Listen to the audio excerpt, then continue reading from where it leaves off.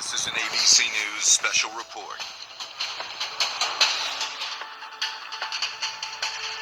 Good morning, I'm Diane Macedo. We are coming on the air because President Trump is about to address the 80th session of the United Nations General Assembly.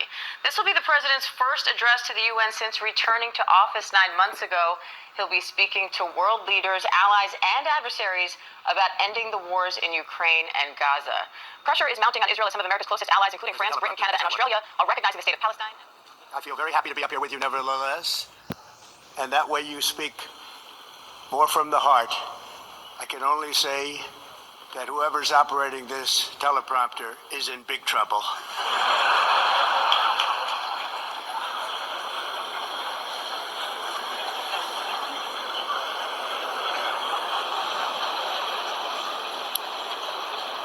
Hello, Madam First Lady. Thank you very much for being here.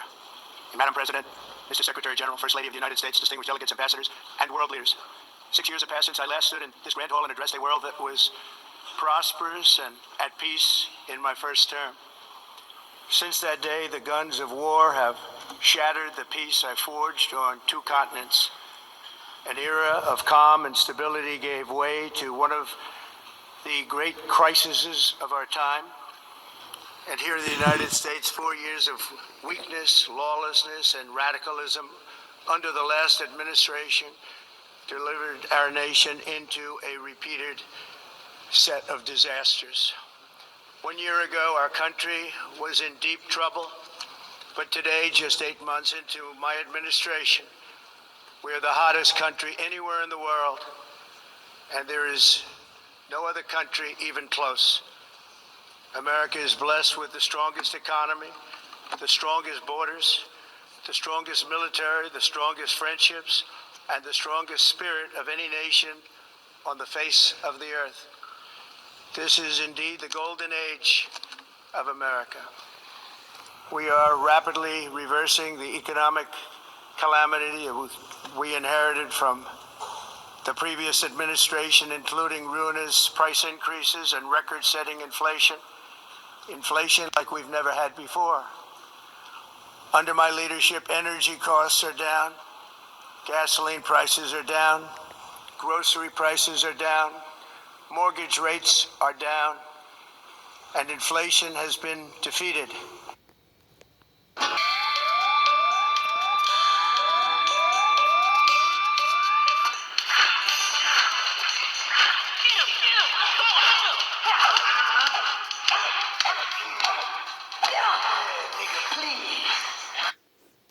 And inflation has been defeated. The only thing that's up is the stock market, which just hit a record high. In fact, it hit a record high 48 times in the last short period of time. Growth is surging, manufacturing is booming. The stock market, as I said, is doing better than it's ever done. And all of you in this room benefit by that. Almost everybody. No, nigga. No. No. Almost everybody. And importantly, workers' wages are rising at the fastest pace in more than 60 years. And that's what it's all about, isn't it? No, nigga. No. No. It's all about, isn't it? In 4 years of President Biden, we had less than $1 trillion of new investment into the United States. In just 8 months since I took office, we have secured commitments and money already paid for $17 trillion. Think of it, 4 years, less than $1 trillion, 8 months, much more than $17 trillion is being invested in the United States, and it's now pouring in from all parts of the world. We've implemented the largest tax cuts in American history and the largest regulation cuts in American history, making this once and again the best country on earth to do business. And many of the people in this room are investing in America, and it's turned out to be an awfully good investment during this 8-month period. In my first term, I built the greatest economy in the history of the world. We had the best economy ever, history of the world. No, nigga. No. No. World, we had the best economy ever, history of the world, and I'm doing the same thing again, but this time it's actually much bigger and even better. The numbers far surpass my record-setting first term. On our southern border, we have successfully repelled a colossal invasion, and for the last 4 months, and that's 4 months in a row, the number of illegal aliens admitted and entering our country has been 0. Hard to believe.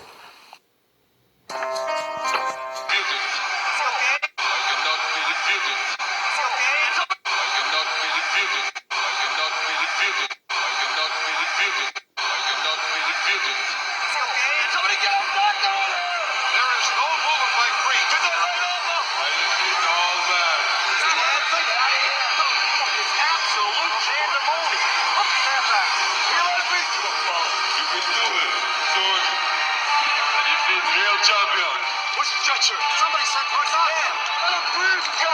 What started out as a joke has turned out to be a disaster. Creed appears to be in very serious condition. Hard to believe, because if you look back just a year ago, it was millions and millions of people pouring in from all over the world, from prisons, from mental institutions, drug dealers, all over the world they came. It has begun. It has begun. It has begun. It has begun. All over the world they came. They just poured into our country with the ridiculous open border policy of the Biden administration. Our message is very simple. If you come illegally into the United States, you're going to jail. Oh, you motherfuckers. Okay. All right. I'm putting cases on all you bitches. Huh? You think you can do this shit? Jay! You think you can do this to me? You motherfuckers will be playing basketball in Pelican Bay when I get finished with you. Shoe program, nigga. 23-hour lockdown. I'm the man up in this piece. The message is very simple. If you come illegally into the United States, you're going to jail, or you're going back to where you came from, or perhaps even further than that. You know what that means. You'll never see the light of who the fuck you think you fucking with. I'm the police. I run shit here. You just live here. Yeah, that's right. You better walk away. Go on, walk away, because I'm going to burn this motherfucker down. King Kong ain't got shit on me. You know what that means. I want to thank the country of El Salvador for the successful and professional job they've done in receiving and jailing so many criminals that entered our country. And it was under the previous administration that the number became record-setting, and they're all being taken out. We have no choice. And other countries have no choice, because other countries are in the exact same situation with immigration. It's destroying your country, and you have to do something about it. On the world stage, America is respected again like it has never been respected before. I'm being told this is... I have brought peace, freedom, justice, and security to my new empire. I have brought peace, I have brought peace. I have brought peace, freedom, justice, and security to my new empire. Your new empire? Don't make me kill you. Anakin, my allegiance is to the Republic, to democracy. If you're not with me, then you're my enemy. Only a Sith deals in absolutes. I will do what I must. Again, like it has never been respected before. You think about 2 years ago, 3 years ago, 4 years ago, or 1 year ago, We were a laughingstock all over the world. At the NATO summit in June, virtually all NATO members formally committed to increase defense spending at my request from 2% to 5% of GDP, making our alliance far stronger and more powerful than it was ever before. In May, I traveled to the Middle East to visit my friends and rebuild our partnerships in the Gulf and those valued relationships with Saudi Arabia, Qatar, and the UAE and other countries are now, I believe, closer than ever before. My administration has negotiated one historic trade deal after another, including with the United Kingdom, the European Union, Japan, South Korea, Vietnam, Indonesia, the Philippines, Malaysia, and many, many others. Likewise, in a period of just 7 months, I have ended 7 unendable wars. They said they were unendable. You're never going to get them solved. Some were going for 31 years, 2 of them. 31, think of it, 31 years. One was 36 years. One was 28 years. I ended 7 wars. And in all cases, they were raging with countless thousands of people being killed. This includes Cambodia and Thailand, Kosovo and Serbia, the Congo and Rwanda, a vicious, violent war that was, Pakistan and India, Israel and Iran, Egypt and Ethiopia, and Armenia and Azerbaijan. It included all of them. No president or prime minister, and for that matter, no other country has ever done anything close to that. And I did it in just 7 months. It's never happened before. There's never been anything like that. I'm very honored to have done it. It's too bad that I had to do these things instead of the United Nations doing them. And sadly, in all cases, the United Nations did not even try to help in any of them. I ended 7 wars, dealt with the leaders of each and every one of these countries, and never even received a phone call from the United Nations offering to help in finalizing the deal. All I got from the United Nations was an escalator that on the way up stopped right in the middle. If the First Lady wasn't in great shape, she would have fallen. But she's in great shape. We're both in good shape. We both stood. And then a teleprompter that didn't work. These are the 2 things I got from the United Nations, a bad escalator and a bad teleprompter. Thank you very much. And by the way, it's working now. It just went on. Thank you. I think I should just do it the other way. It's easier. Thank you very much. I didn't think of it at the time because I was too busy working to save millions of lives. That is the saving and stopping of these wars. But later I realized that the United Nations wasn't there for us. They weren't there. I thought of it really after the fact, not during these negotiations, which were not easy. That being the case, what is the purpose of the United Nations? The UN has such tremendous potential. I've always said it.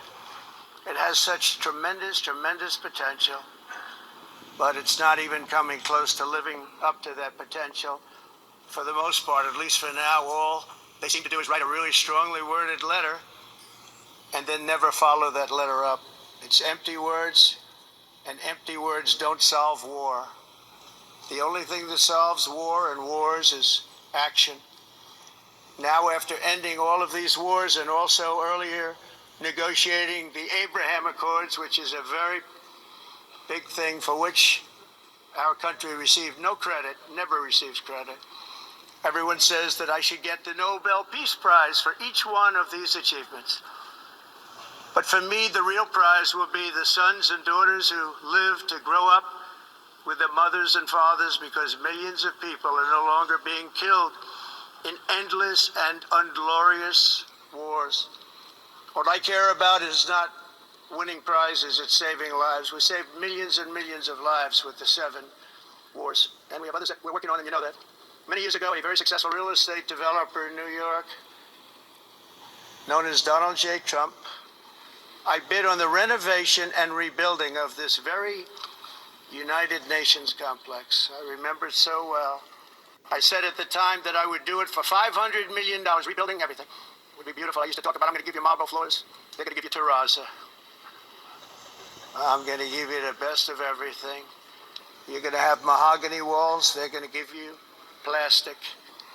But they decided to go in another direction, which was much more expensive at the time, and which actually produced a far inferior product. And I realized that they did not know what they were doing when it came to construction, and that their building concepts were so wrong, and the product that they were proposing to build was so bad and so costly. It was going to cost them a fortune. And I said, and wait till you see the overruns.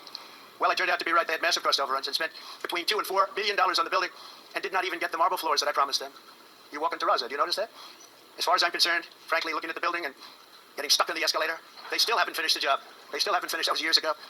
The project was so corrupt that Congress actually asked me to testify before them on the tremendous waste of money, because it turned out that they had no idea what it was, but they knew it was anywhere between $2 and $4 billion as opposed to $500 million with a guarantee. But they had no idea, and I said it cost much more than $5 billion.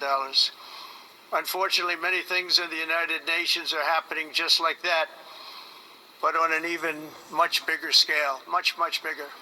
Very sad to see whether the UN can manage to play a productive role. I've come here today to offer the hand of American leadership and friendship to any nation in this assembly that is willing to join us in forging a safer, more prosperous world.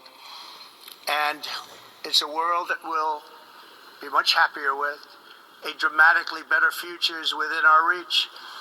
But to get there, we must reject the failed approaches of the past and work together to confront some of the greatest threats in history.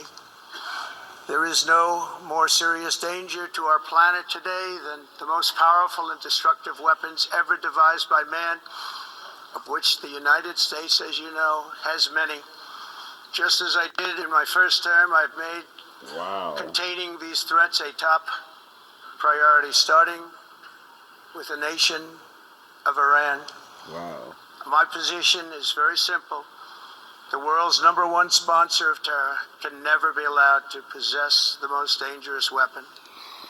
That's why shortly after taking office, I sent the so-called Supreme Leader a letter making a generous offer. I extended a pledge of full cooperation in exchange for a suspension of Iran's nuclear program. The regime's answer was to continue their constant threats to their neighbors and U.S. interests throughout the region, and some great countries that are right nearby. Today, many of Iran's former military commanders, in fact, I can say almost all of them, are no longer with us. They're dead.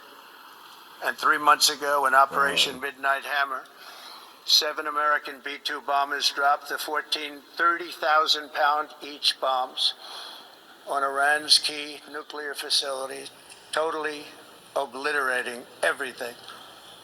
No other country on earth could have done what we did. No other country has the equipment to do what we did. We have the greatest weapons on earth. We hate to use them, but we did something that for 22 years people wanted to do.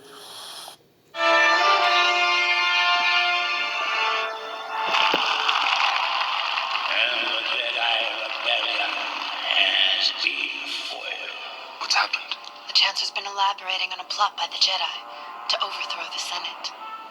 The remaining Jedi will be hunted down and defeated.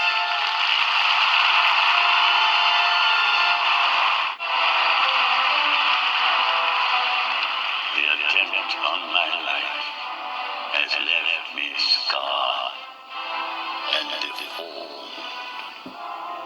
But I soil, my resolve has never been stronger. In order to ensure the security and continuing stability, the Republic will be reorganized into the first galactic empire for a safe and secure society.